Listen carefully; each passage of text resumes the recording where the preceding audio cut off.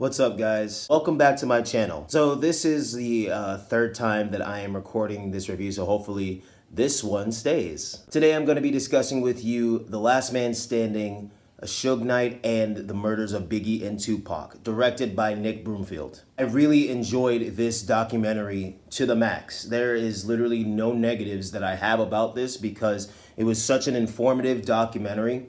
And I knew about Biggie and Tupac before this aired and before I found out about this coming out. Luckily, I was able to get an early screening to this, and it actually releases today in the US. I got an early screening and I saw it earlier in the week. I just didn't have time to really upload it. But it was just amazing to see the way that Nick Broomfield was able to get the gang member related people and talk to them and get an insight into how the gangs worked and what happened in between Biggie and Tupac and Suge Knight and Death Row Records. Like I said before, I knew about Biggie and Tupac, but I didn't know a lot of the semantics surrounding their deaths. I just knew that they just went way too early. Biggie was 24 and Tupac was 25. They were way too young.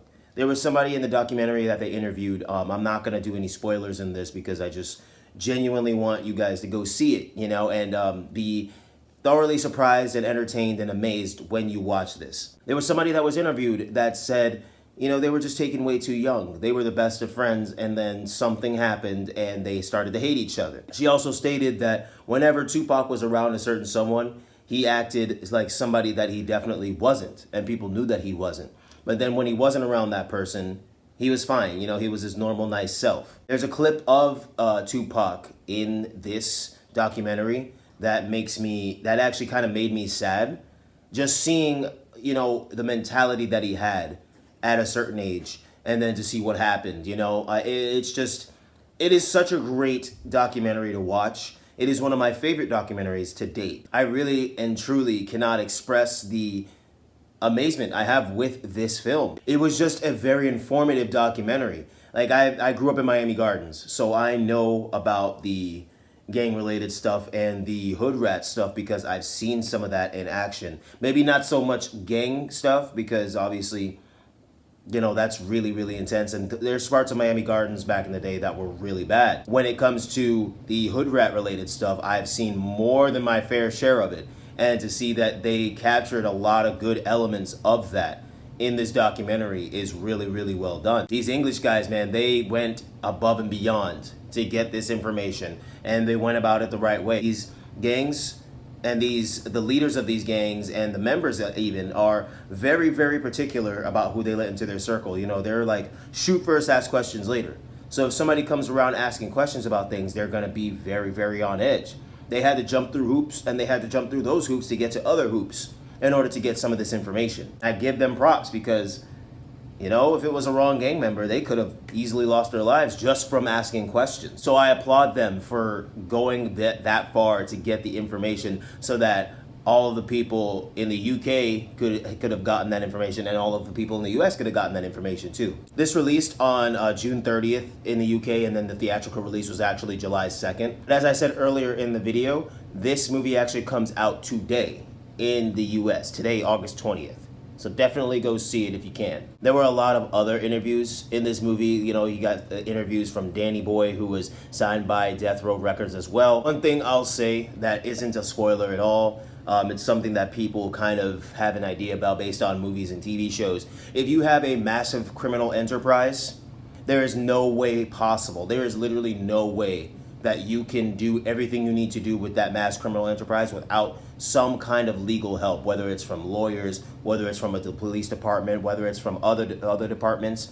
There is no way that you can run a massive criminal enterprise and get away with certain things if you don't have the assistance from various legal sources. As I said before, there are a lot of things in this documentary that were unfolded to my roommates Anthony, Haley, and I that I was like, wait, whoa, I didn't know that part.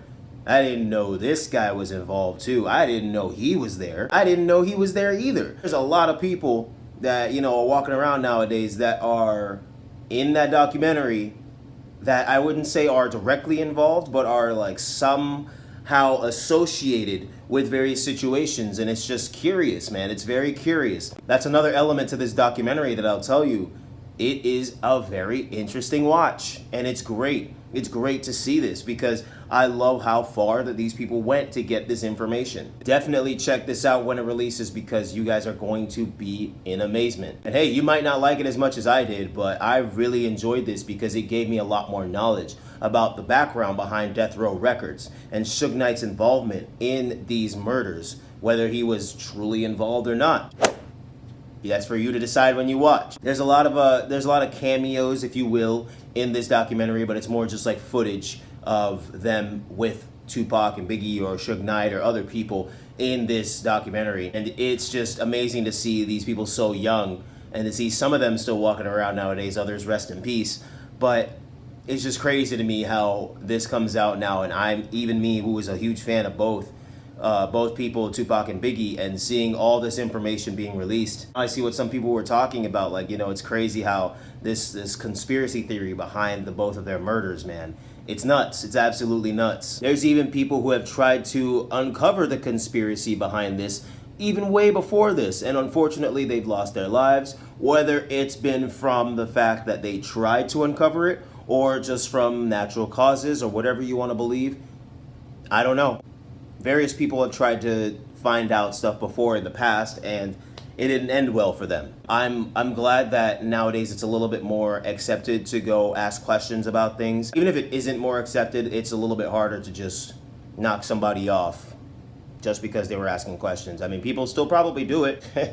You know, there's still gangs out there nowadays, so people still probably do it. I just give props to Nick Broomfield and his team for going out there and doing this because it was really informative to me, and I feel like it's going to be really informative to the general public too. A lot of the footage that they got too was really, really well done, man. It was really well done and very concise, and there's some things that are really, really grainy because of the time period, and you get to see in actuality what went down with some instances, you know, with some people being together. You see clips of various people freestyling together. You see various clips of people popping off on each other. There's clips of various things that transpired back in the day between gang members that are pretty graphic. It didn't really bother me because, one, I've seen it on TV and in person before, so it doesn't really bother me that much, but it just paints a picture for you of the time period, what went down. It was a lawless land, you know. Like, there's a guy in the interview that said, you can't do what we do. You can't come up in here and act like you do what we do when you don't do what we do. Gang recognize gang. Scum recognizes scum. You know what I'm saying? I'm not saying that they're scum, but I'm just saying,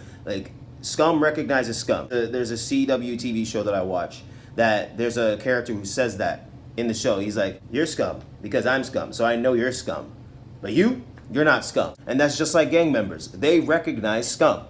So if they recognize and feel like you're a rat, there's no way you're getting to talk about it, bro. You're getting popped. That's it. So this documentary, as I said, is very informative and really good. A great watch. I feel like everybody should watch this, whether you're a fan of Biggie and Tupac or not, whether you're a fan of hip hop or not. You need to watch this just to get an idea of how some gangs work and how a criminal enterprise needs to function in order to properly function. So thank you for sticking with me through this video. I much appreciate it. If you liked and enjoyed what you heard, please leave a comment down below. Even if you didn't, leave me your thoughts. I want to know what you thought. If you've seen this already too, tell me, what did you think about it? Let's discuss it. Again, thank you very much, guys.